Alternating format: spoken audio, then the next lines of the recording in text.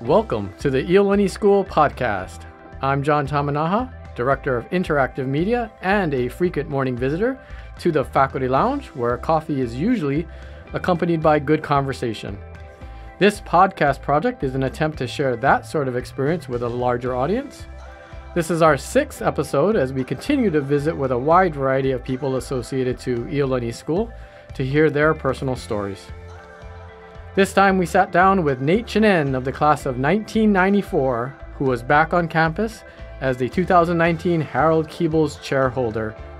He's an internationally acclaimed jazz music critic who spent 12 years writing for the New York Times before becoming the Director of Editorial Content at WBGO in Newark, New Jersey. We did talk about music and the art of writing well, but much of the conversation was about his alma mater and his experiences back in the day during his 13-year journey as a son of Iolani. Thanks for downloading. Please enjoy.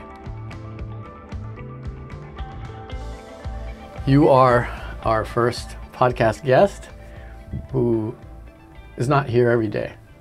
And you're also a professional writer. So here's the challenge. Describe the experience of being back here at Iolani School in one word. Take your time. I think the word I would use is portal. Interesting. Which is a reference to the displacement of time that I feel myself as I walk around this campus. It's an interesting time in my life to be here as a Keables chair.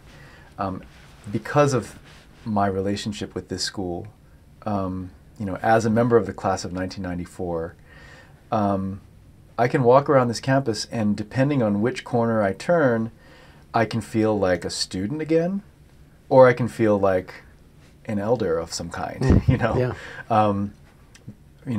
I've run into some of my former teachers, some of them middle school teachers, like people I had when I was in 8th grade, and they're still here.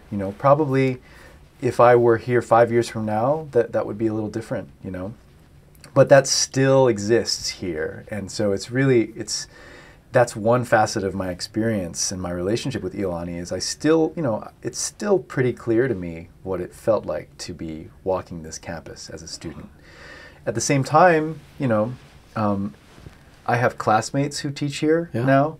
There are people who were from classes, past me who are now teachers here. I'm looking forward to teaching with Dr. Perkins, who was in my sister's class at Iolani. And so, to me, that idea of a portal, and time being this flexible property, in my subjective experience, it really feels, it's not one experience that I have here. It's like there's layers and it's shifting. Yeah, that is fascinating. Portal, I totally, completely understand that. I too spent 22 years on the mainland before coming back here to work. And there's areas where it just takes you back and you feel, sometimes I feel like I don't belong. Sometimes I feel like a teenager. But vivid memories in that portal. It's very, very apt. I have one to suggest to you. It's a word that you've used. I've been in several of your classes. You've used this word. And I, too, used this word once. And then somebody pointed out to me, wow, John, I haven't heard that word since 1985 or something. And the word is trippy. Because you walk around and when you get into these portals, it's pretty trippy. Right. And that's not, maybe that's you're 7 years younger than me, but I think that's kind of a back in the day word, or is it not? Well, I use it quite a bit because, Are you using it here, or you use it all the time? Well, I don't use it all the time, but it is it's something that I use to refer to a certain psychedelic affect. And we see that come up in music and in film. Okay. I think if you look at, for instance, there's a Boots Riley movie that came out last year called Sorry to Bother You. Okay. And if you've seen that movie, that would be the first word that would come to mind. Trippy, yeah. Like, man, it was trippy, dude. Because of the relationship of reality to surreality, Yeah. and how quickly something that feels familiar can turn and be completely strange. And so, yeah, I mean, I could see how that would apply. But for me, being on campus has not been trippy as much. Partly because I've had the great fortune of returning to campus periodically over the years through the Tam Young Performing Arts Chair. And so I have a certain level of familiarity with the changes.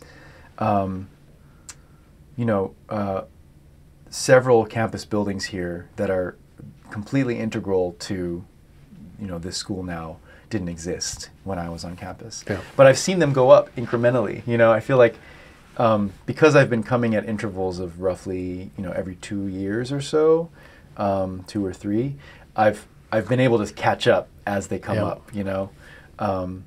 So and obviously this campus is in the midst of another transformation of sorts, and so it'll be interesting the next time I come to see those buildings operational and Before you leave, you should venture down to the Diamond Head side and see will those doors. Yes. The kindergarten, the red, the orange, and the yellow doors. Which one were you in? I don't remember. But your teachers you remember, right? We talked about this earlier for sure. this week. Yeah. So, Bonnie Gravel was a teacher of mine, a dear teacher of mine. And yeah, the lower school was I very fondly remember my relationships with those teachers. Really, it set me on a path in a certain way. That's where I formed my identity as a writer. Honestly, was 3rd, 4th grade, right around that time. Wow, awesome. When I first saw you in your most recent visit to campus was when you gave the chapel talk on last week Monday. And you started out by pointing out some things that you had noticed, some unique things about this school, like how the students were walking during passing in the morning, headed to their homeroom, just kind of their gait and their stride, and how the sun came in the stained glass at St. Albans Chapel that time in the morning. Are there other kind of things that you've noticed that you'd like to share with us? Just small things that make Iolani schools special.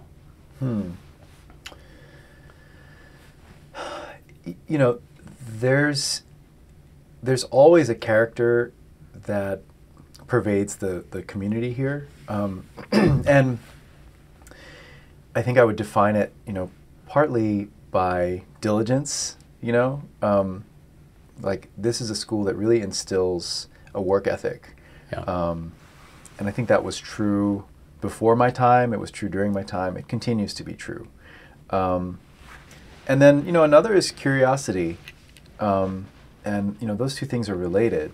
They're not opposed. I feel like when I was coming up, there was a little bit of a tension between the rigors of the analytical side, yes, and then the freedoms of the creative side, and there was this kind of I felt like I had to align myself with that A side. and I mean, it's almost like the left brain, right brain divide, right? But the brain functions as one organ, and without communication between your left and right brains. I learned this in AP psychology at Iolani School. Okay. If your corpus callosum is severed, like the body behaves in some very unusual and kind of dysfunctional ways. So these things are in dialogue. And I think that there have been changes in the curriculum and the teaching methodology at Iolani that have encouraged a more holistic approach to the creative and the analytical disciplines, and it's not no institution is perfect, and there are fault lines. There continue to be differences between science and humanities, but I think there's some nice movement towards a more fully integrated concept, where the creative writing disciplines and the fine arts disciplines, are in a closer dialogue with, our engineering and our inventing, and the Sullivan Center as the space for for technology, but also for creativity, right? They're not at odds. Yeah. One thing that I've noticed and I instantly noticed this when I returned here 8.5 years ago, was the Super Bowl for this place. We just got done with the Super Bowl, so I'll use that analogy, but it really is the Super Bowl, the spring musical. If you were here in a couple months, you would see the school come together in terms of there's the performers, and there's the orchestra, but there's the crew, and then there's the set making, and then there's the publicity, and the Sullivan Center is involved in that, and so many things come together, and the school really looks at that as a centerpiece. Right. In 1987, when I graduated here, that was not the case. Yeah. I'm going to guess it was not the case in theater was sort of its own peninsula. Yeah. So it's kind of the showpiece, and it's it's Hawaii Theater, and it's just a grand, awesome event and a period and a time period at our school. And it's a great place where all those things can converge, right? Yeah. Because when you talk about theater, and especially a musical theater, it does incorporate literature and dance and music, and when you get into all the set design, and there's technology, there's it's both aesthetics and sort of. And what's really cool too about that is the student perspective, the openness to go and attempt that, right, and to get involved in it. Every year, it'll happen again this year. There'll be seniors that write in the program notes, or when you see them on campus, if you say, "Hey Nate, great job in the play. I didn't know you do that." And the student will say, "Yeah, I decided to try it in my senior year. I wish I had started it earlier." It's the same quote. But they see it, they're exposed to it, they've got different friends involved in it, and then they go to the audition, or they participate in the makeup or the publicity, and they absolutely love it, and the camaraderie. It's an overused thing, right? Or maybe it's not overused, but one team. Sure. That's when the whole team, the whole school comes together and puts on something for others. There's that sense of ownership too, right? Like, project-based learning is so much about kind of encouraging students to put their own mark on something, and really kind of design a thing from the ground up. And there's certainly a lot of guidance when you get to theater, but there really is a sense of like we're building this thing together, right? Yeah.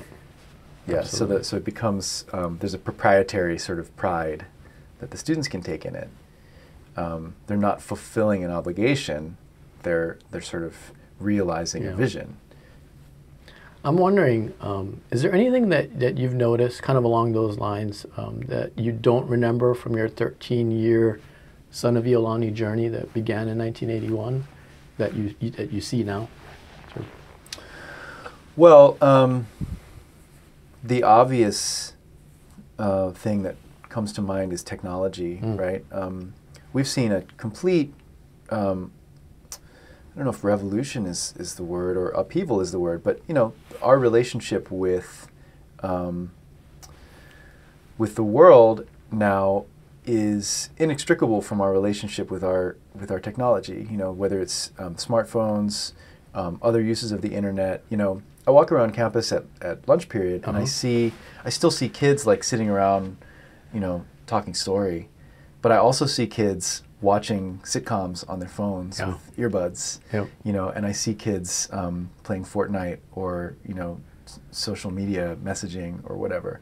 And that's a fact of life now, and as an institution that's aiming to produce like citizens of the world. Like, you know, I understand that you can't have a locker where you have everybody check in all their devices. I mean, you know, they're using iPads in classrooms, right? They have to learn how to use these things in their lives. It's a form of cultural literacy. Yeah. But there is a way in which, you know, and I don't think this is purely reactionary on my part, but, you know, we need to encourage space for quiet and reflection and sort of inward searching.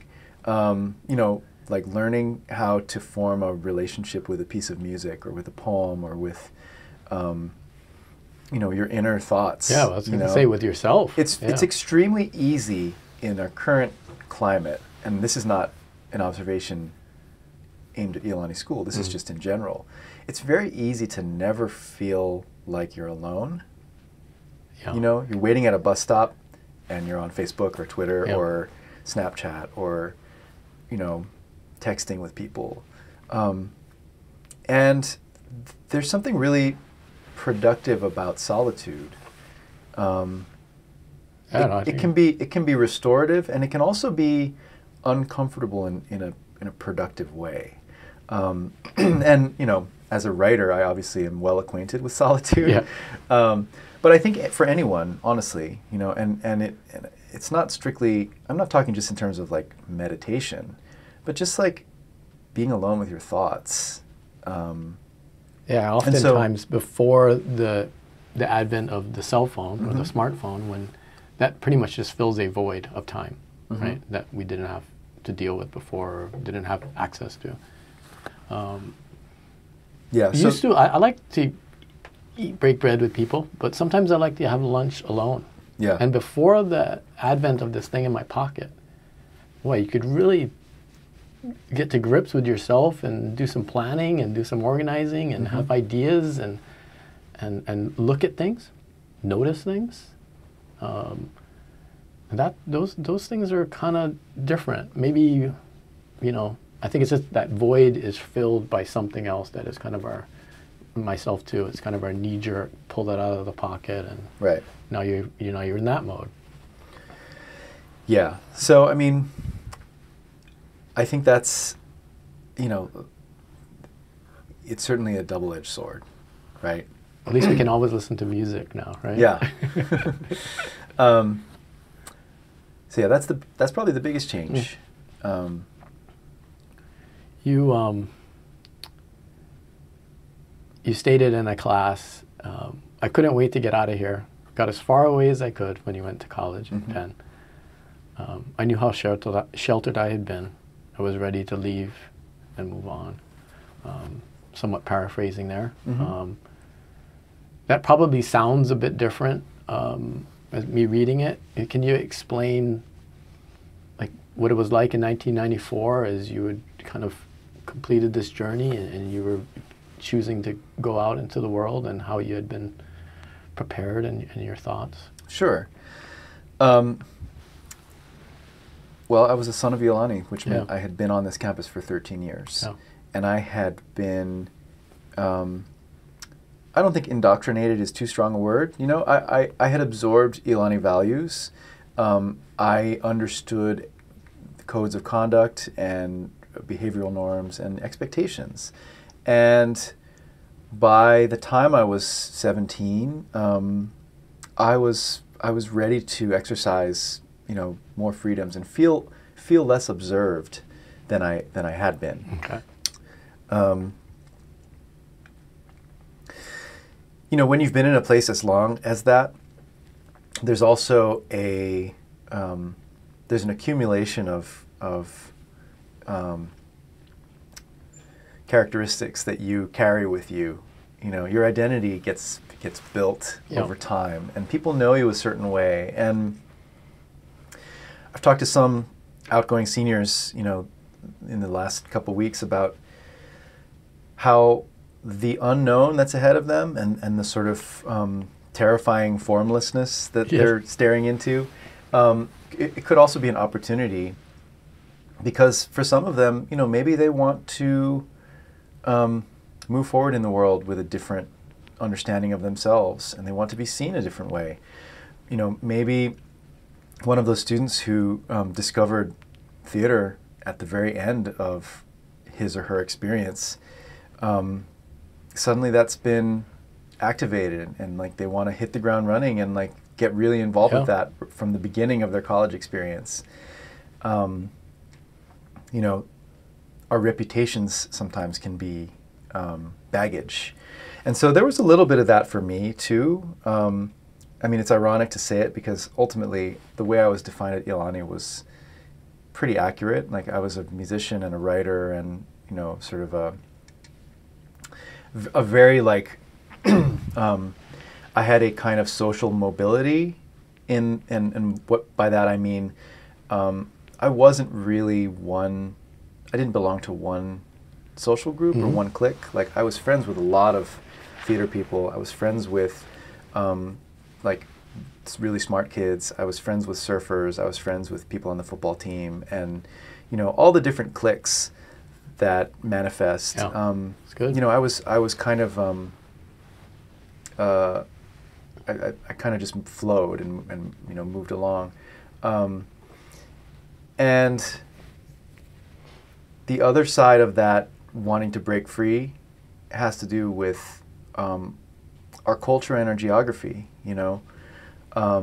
I was aware of how small this island is, and how isolated we are from the mainland and from really from anywhere else. And I was starting to bristle against that and say, like, I really want to be. I want to be in an urban center. I want to be connected with a larger slice of culture, So I was hungry for that. And, Philly was a fantastic place for me to land because, I think I would have made sense of New York, but I think New York would have been a little overwhelming to just, get sort of dropped into that right off the bat. And Philadelphia was I very quickly found sort of these different communities to fit into there. That's great. I wanted to hear your answer to that question because I had been thinking about it from my own experience and from the standpoint of the logic of the school.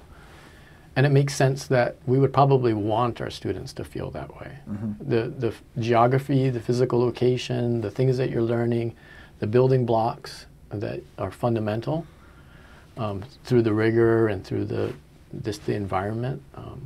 I think if given the choice, we would want students to say what you said and to feel that way and to go out and, as you just said, hungry for this this Philadelphia, for the university, for further exploration. So, very cool. One thing that you also have touched upon in the previous few days that I wanted to ask you about is that feeling of a homeroom. I mean, it's funny, we come here and I can point to the English teacher that set me on the path for sports writing, and it's really amazing and emotional to think back to those kinds of inspirations or those moments. But there's the simplicity of the homeroom experience that I hadn't thought about. And somebody else mentioned it recently, talking about that. And we might do a story about it in the bulletin. Because it is a time at the school when you show up and things happen. Can you kind of explain the homeroom feel and what that is? Yeah. I don't remember the specifics of it. It's almost like it's so early in the morning. And I was, especially by high school, like I was staying up really late most nights, either studying and doing homework or doing the opposite of that, like... filling your head, right? And then homeroom were maybe a little bit more empty. I got really into making mixtapes. Okay.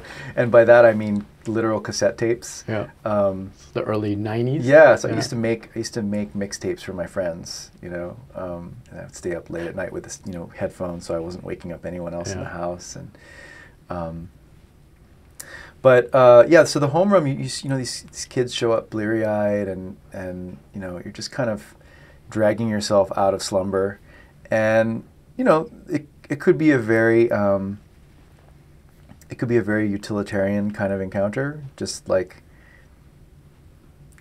here we are. Yeah. But you know, some homeroom teachers just convey a kind of, you just, you know, it's almost familial, you know, because they're not grading you. You have no responsibilities other than to just behave, but they're your sort of everyday access point, you know. It was a homeroom teacher who actually, you know, who I never had as a teacher, who, you know, had a really kind of an unintentional big influence on me, and that was Christopher Strawn. You know, Mr. Strawn was my 7th grade homeroom teacher. I only had him 1 year. And I took Latin, but I didn't take Latin with him. Okay. But he was always playing jazz in his classroom. Yeah. You know, he was playing jazz, and he was also playing like, I remember he played Yosundur, you know, African music, and, you know, he was just always like, loud too. yeah, just being himself, you know. And I was getting into jazz, but this was a time when musical discovery was a lot more difficult, right? So I knew that I was starting to listen to jazz. I didn't know exactly how to form my own library, and I knew that Chris Strawn was a big Charlie Parker fan. Yeah. And so I said, I think I was probably, at this point I was probably in 9th grade. So, you know, it was years since I'd had him in a class, but, you know, you see these teachers on campus. Yeah. And I think I asked him, can you make me a Charlie Parker tape? And it took him about a year to do it, but I would pester him in the hallway. Yeah. You know, there were other students doing that too. Where's my tape, Mr. Strawn? Yeah. And he finally gave me a cassette tape, and you know, I remember what was on it because I listened to it exhaustively. You know, like I pretty much wore it out in my car tape deck, and it was an excellent introduction to Charlie Parker. You know. And that was, you know, that gesture was, you know, it was important. I would have come to Charlie Parker eventually. You know, I would have encountered his music, but to encounter it at that moment, and at that age, and to have it sort of have that experience curated for me by an expert, was really helpful. You know, and I've thanked him for it, you know, multiple times. And that, you know, and that's the influence that teachers can have on this campus. And again, he was never my teacher. He was my homeroom teacher. Yeah, my classmates had similar experience with that because he was our class advisor. Ah. So maybe he wasn't our homeroom teacher, maybe we didn't take Latin, but we were exposed to him. Mm-hmm. And yeah, music was a big part of that, and sharing music with different students. Mm-hmm. And a wide variety of music, as Right. you kind of alluded to.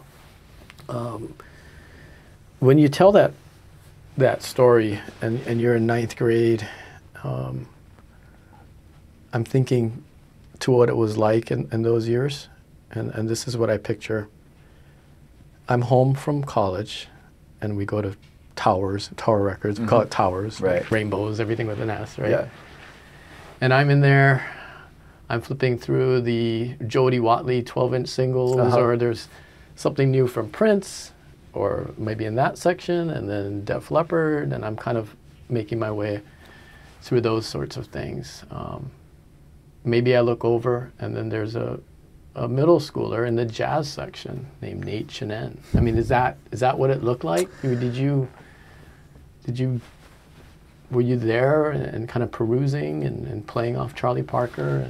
And that would have happened later in high school. Okay. I didn't have any money. Yeah. And actually, you know what? At that time, I would have been at Harry's Music Okay. on Wailea. I grew up in Kaimuki, and there was Harry's, the green. Yeah, that green exterior. I think it's like a sports bar now. I used to take drum lessons on Saturday afternoon with Harold Chang at Harry's Music, and I would walk to my drum lesson. It was about a 15, 20-minute walk through Kaimuki. And my parents would, they wouldn't ask, like I could stay there as long as I wanted. So I would walk to my drum lesson, and then I would just hang out for like the rest of the afternoon at Harry's, and I would listen to the musicians talk shop, and I would, look at the cassettes and the 45, the 7-inch singles, and it was a cool place to be a kid and be kind of like just eavesdropping on what the musicians who came in were talking about. So my music store was Harry's growing up, and then later it became Tower, but also Rainbow Books on University, like right across the street from, kind of a from reseller. Puck's Alley. Yeah. There were used CDs there. Yeah. So for $3 I could buy, a Clifford Brown album on CD. It was an interesting time for media because. And I actually I've written about this a bit as it pertains to the jazz, sort of the jazz business, jazz industry. In the very early 90s, basically 1989, 1991, is when the compact disc really begins to find traction as a commercial commodity. And so all of these record labels realized that they were sitting on a gold mine in their catalog. There hadn't been a whole lot of concerted effort to monetize the catalog before the compact disc came along. And all of a sudden, in the early 90s, you have this big investment of resources in marketing things like Miles Davis's Kind of Blue and John Coltrane's Giant Steps. All of these albums that were made in the 40s, 50s, and 60s are starting to get they're being advertised and they're being reissued and stories are being written. Miles Davis's Kind of Blue is widely regarded as like the greatest jazz album ever made. It's a cultural touchstone. Mm-hmm. Everybody knows it, right?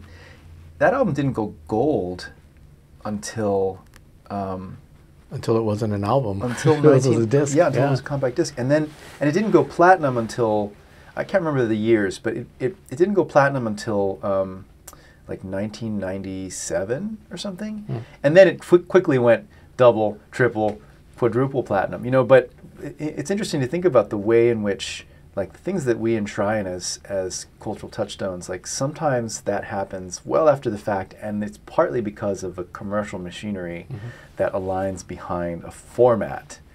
Yeah. So the CD really, like, is this incredible driver of cultural interest, and so the internet has been a subsequent driver. Yeah. And we've seen how that plays out in lots of different ways. Kind of along those lines, when I think about seeing you in the jazz section, maybe the youngest person in the jazz section, or maybe not, but you're physically within the genre. Right. And another technology and just advances, algorithms maybe are replacing our feet. Like, we don't physically have to move into that section to be in jazz or to be in pop or rock or classical. Right. We get suggested music based upon our listening habits, and things are pretty wild. Yeah, I think you could argue that music is a more omnipresent force. Mm-hmm. So if we're going to talk about, like, teenagers, right? Yeah. If we talk about our high school kids, music is more omnipresent than it's ever been in a certain way. But it's also disembodied. It's also kind of, I think, in a way, the algorithm and the delivery systems encourage us to think of music as kind of wallpaper. Mm-hmm.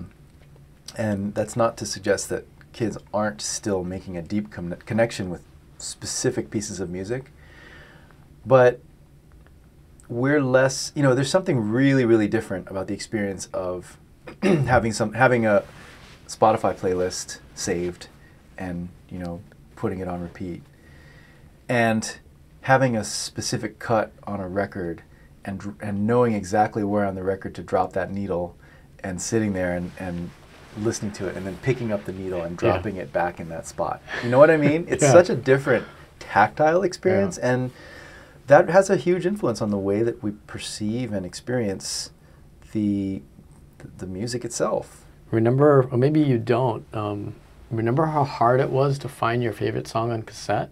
Yeah. Later on, there were these things that sense the break in the music. Right. But is it on the first side? Do we switch it? Is it, when I put it in your boombox, does it go straight up or down? And then it's this reverse, or you would have a sense of like, okay, you have to work hard. You're hitting fast forward, and you're like watching it, and you're listening to the whirring of those, whatever grommets or whatever they are, and you have a basic sense of like, well, if this fast forward is moving as fast as mine, then like it'll be about right about now. It's kind of like a roulette wheel. It's funny. Cassettes are making a comeback, by the way. Oh, are they? I get a lot of promotional cassettes from like punk rock labels and stuff. Oh, like, cars don't even have that deck. I know. Anymore, well, right? Cars don't even have CD players anymore. So. Oh, geez. Well, all my cars are old. Yeah. But I feel like it's almost like a willful. What's the word I'm looking for? They're just trying to be. Like, they're pushing back. Yeah. Like there's something almost passive aggressive in the idea of releasing your music on cassette today. So I should hold on to my cassettes in my garage. Sure. I just love the art and looking at the different things. And another thing about music today, and I'll ask the expert here. It seems to me that in our day, in my day, it was cassette or concert. And then it's particularly jazz. I'm assuming jazz is best consumed live while the musicians are going through their process. I would agree with that. Is there, because it's so portable, because of the delivery systems, do we see less live? Are we going to less concerts? Is there, what's going on with that? I would say the biggest factor in discouraging people from going out and hearing live music is not a competing form of musical information, but rather Netflix and Hulu and YouTube. For me, it's fatherhood. Yeah, well, there's that too. Yeah. We now have endless options for entertainment, in our living rooms, and so that can be a really powerful tractor beam, And so we do need to sort of actively encourage people to go out and have experiences, and certainly jazz is a great example. I would argue that another music that is really poorly served by recording technology is Hawaiian music. Okay. There's no substitute for seeing someone sing and play slack key guitar in a space where it makes sense. I sometimes talk about I love when a musical experience has the perfect possible surroundings, and one of those for me is I wrote a story some years ago for Hanaho magazine about Eddie Kamai and the Sons of Hawaii. They were reuniting and releasing a new set of albums, and so for my benefit, they got together, and I met them on Waimanalo Beach, and it was the Sons of Hawaii, and the Reverend Dennis Kamakahi came and joined us. For you? Yeah, it was a circle. Wow. And I was part of the circle, and we just sat and talked story, and they played songs for like, a little over an hour. And there were people on the beach who were like coming out, and they would stop and take a look, and wait, is that?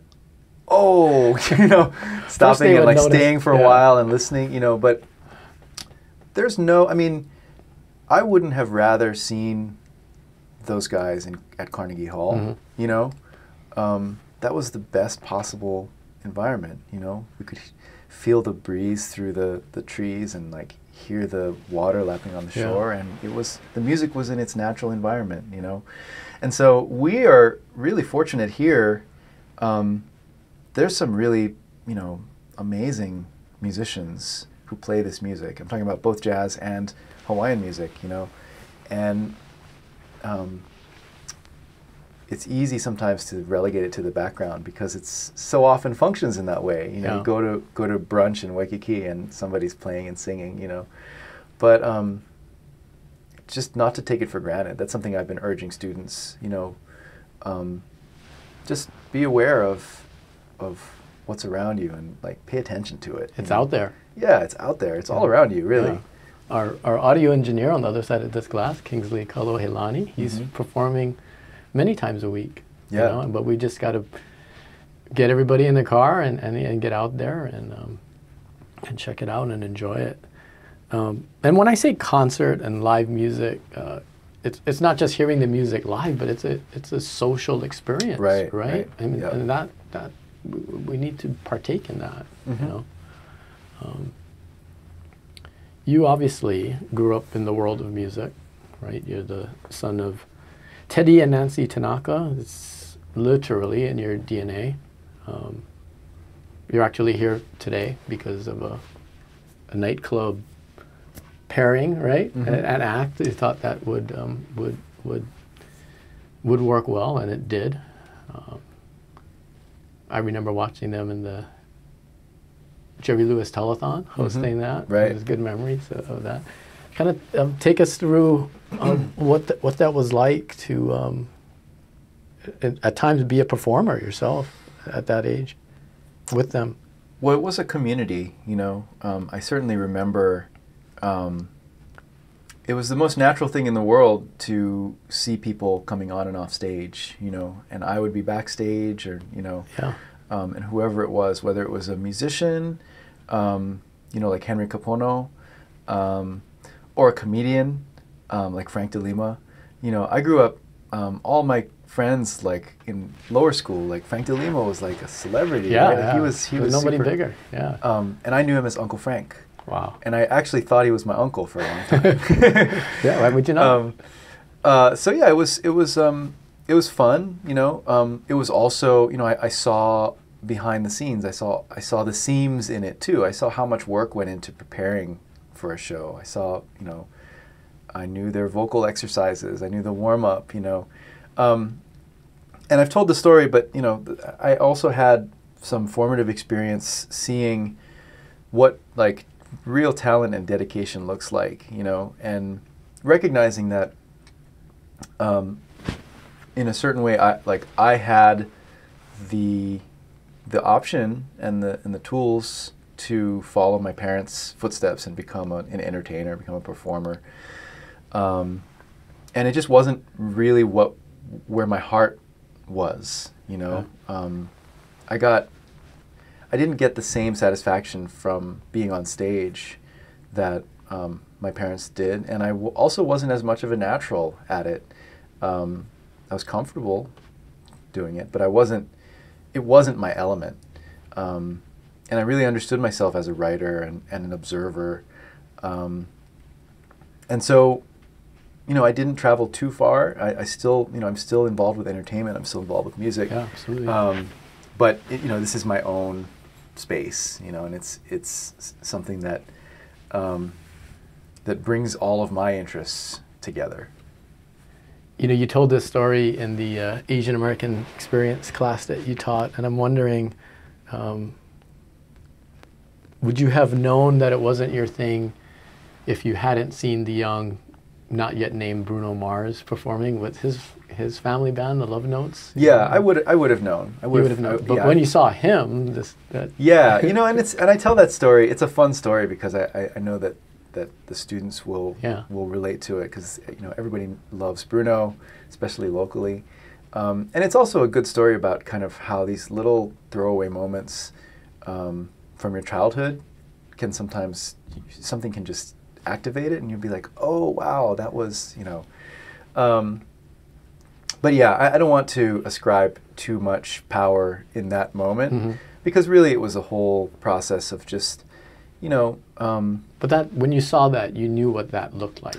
Sure, yeah. I mean, like he's a perfect example of someone who, you know, you could compare him to Tiger Woods. Okay. You know what I mean?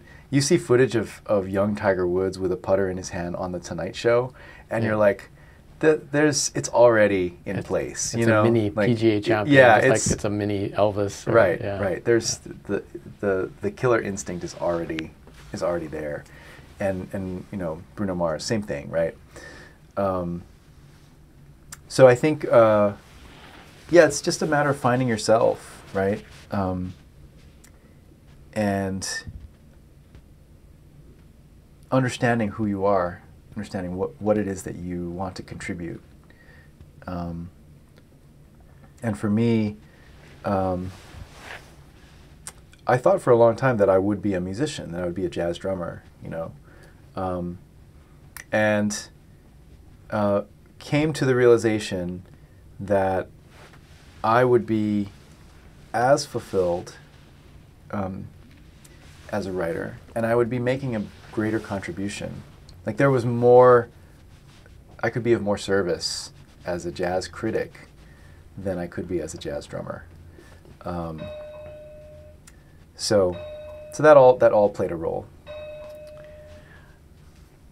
You were back on the drum set last night prior to the Keables community, your Keables community night. I'm not sure how that happened.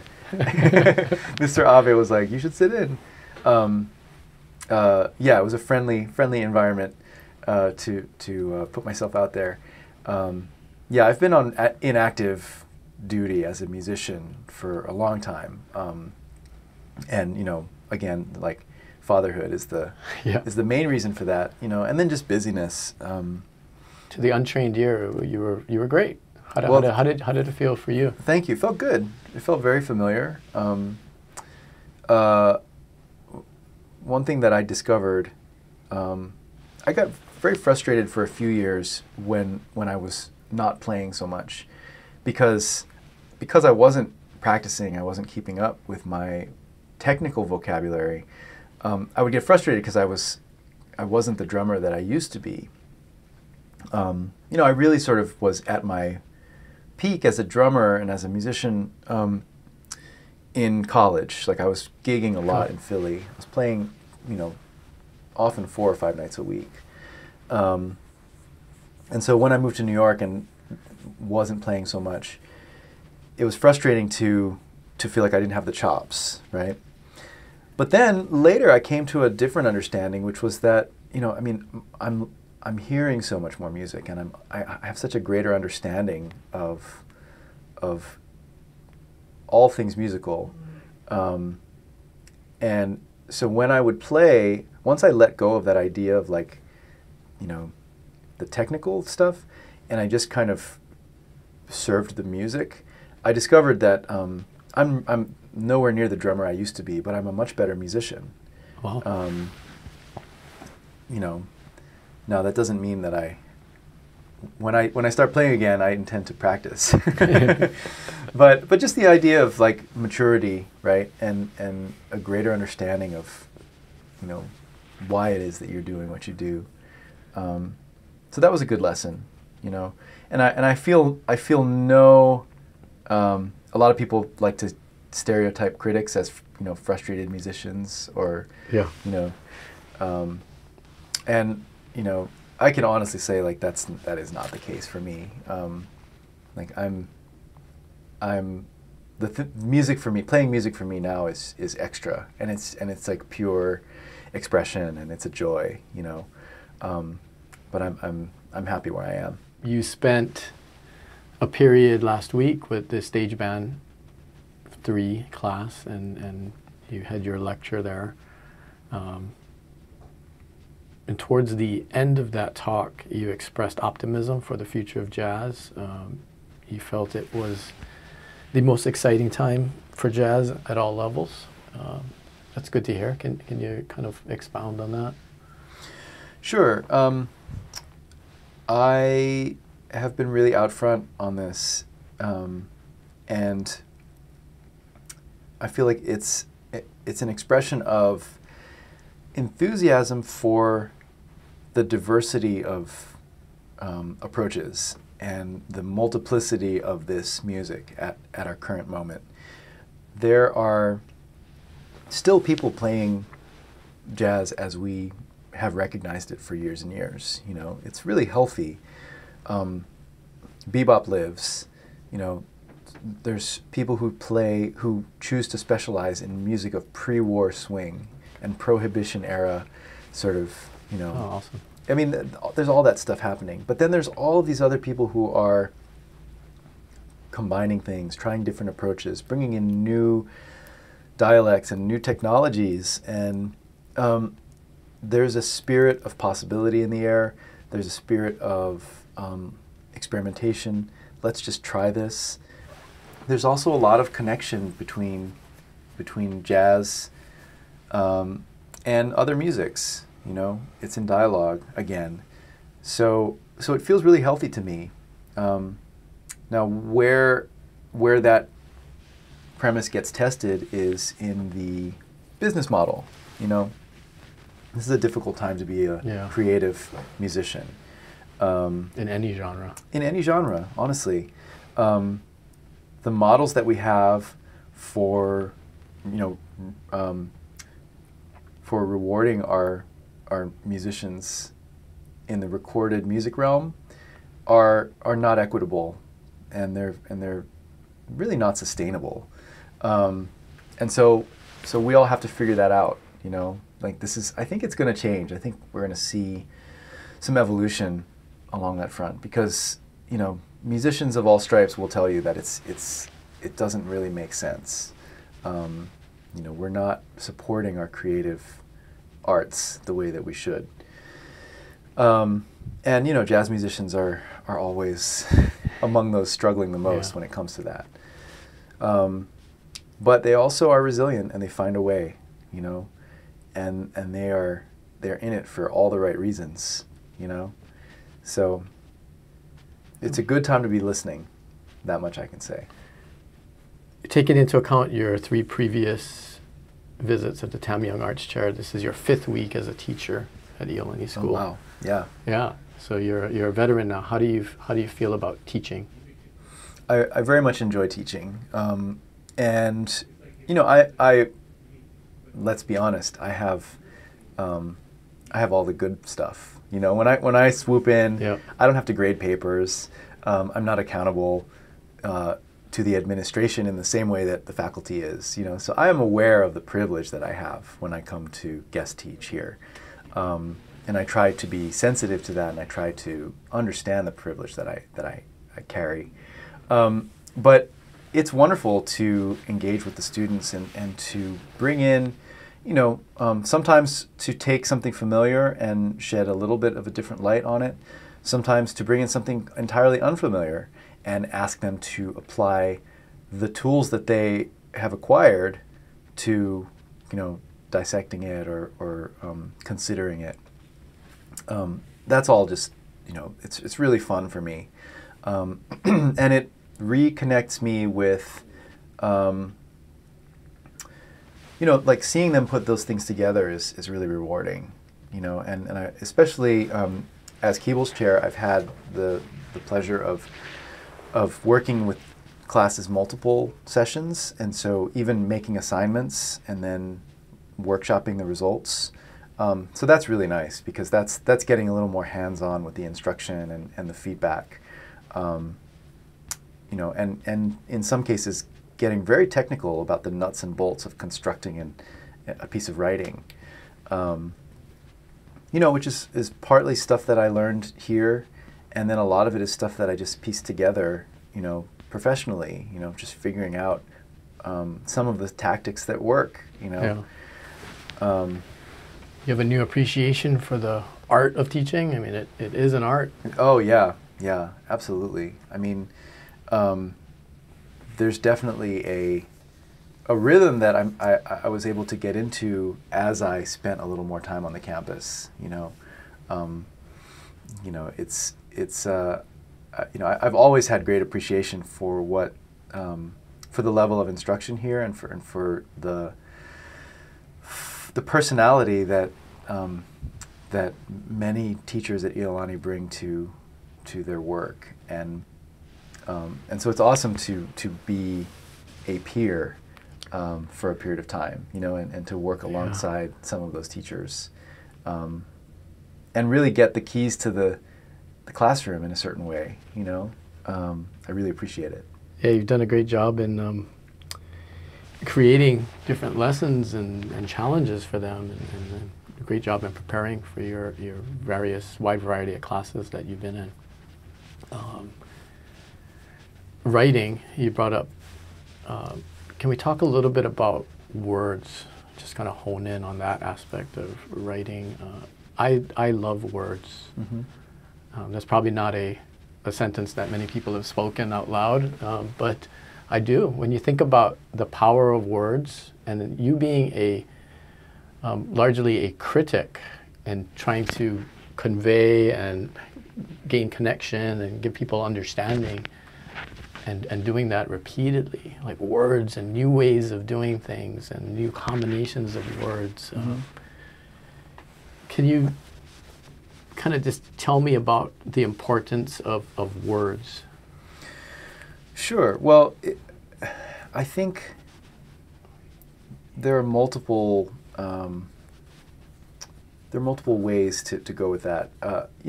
It's communication, right? It comes down to like being precise with your language, being intentional with your language is helpful to anyone, not just those of us who choose to write for a living. It's all part of our equipment as human beings. And so encouraging students to really consider their choice of words, their choice of language, and how using one term or one word in place of another could create a whole different, it could just color the whole interaction in a different way. So right? different. Yeah. And then, I'm very interested in the way that words also feel rhythmically. As you're going through a sentence, one word could be a little bit of a tripwire, and another word could be like an off-ramp. The rhythm of language can also be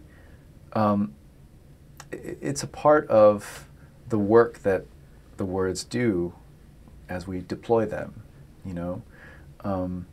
Like, why would you use one word in place of another? Sometimes it's because it sounds better. Yeah. It feels better. And there was I was workshopping a student's paper in one of my classes here, and it was extremely smart, astute observations, but it was framed in a way that felt very academic, and the sentence had 4 or 5 different clauses. And I had asked this student to read her piece aloud, and as she was reading it, she was sort of chuckling to herself as she read the sentence because it was such a mouthful. So one of the things I said afterwards was,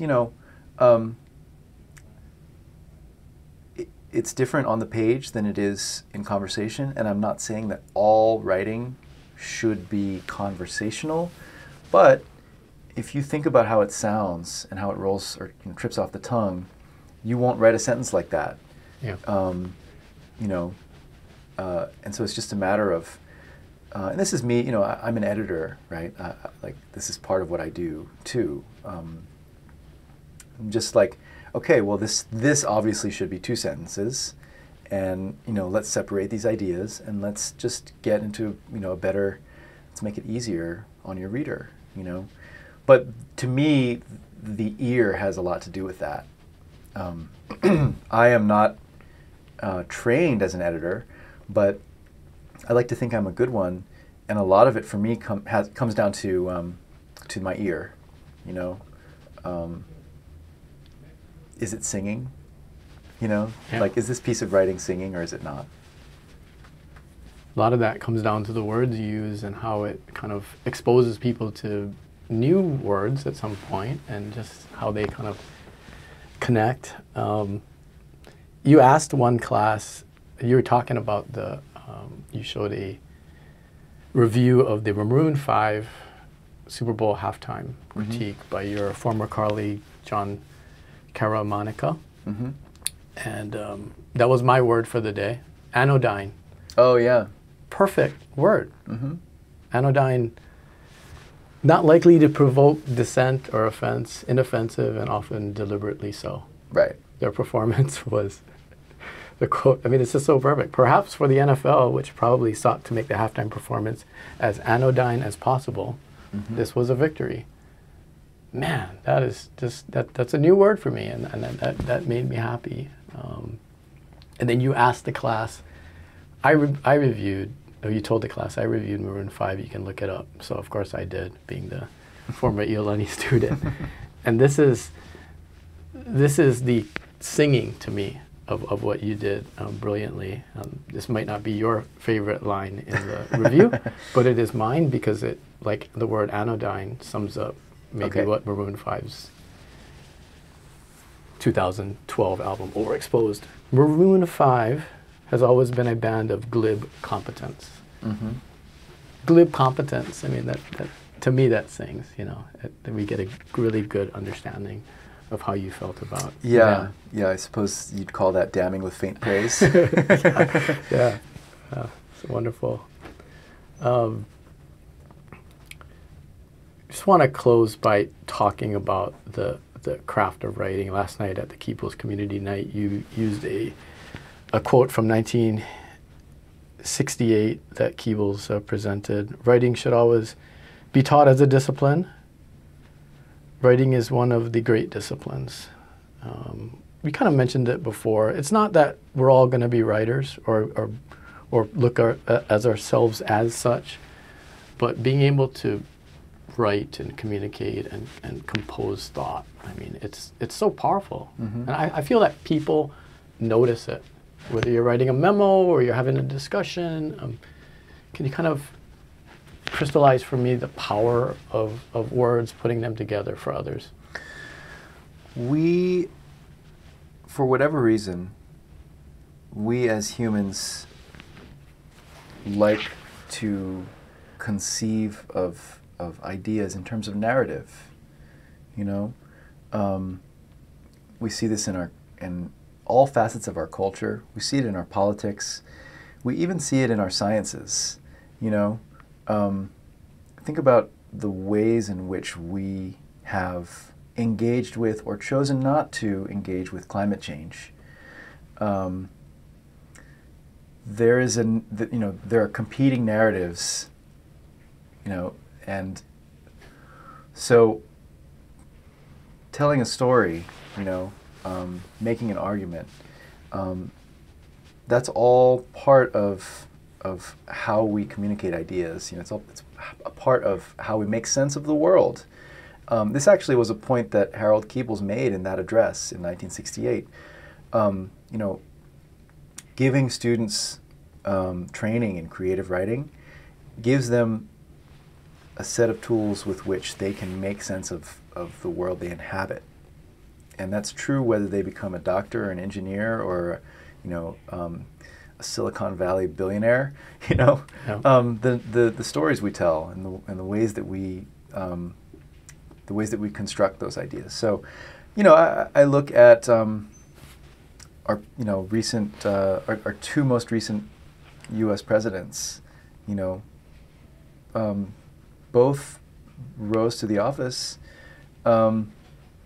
based on a narrative, based on a really powerful message that was framed in a certain way. You know, and in one case, one of them was just one word, largely. Yeah, I mean, hope was a powerful idea.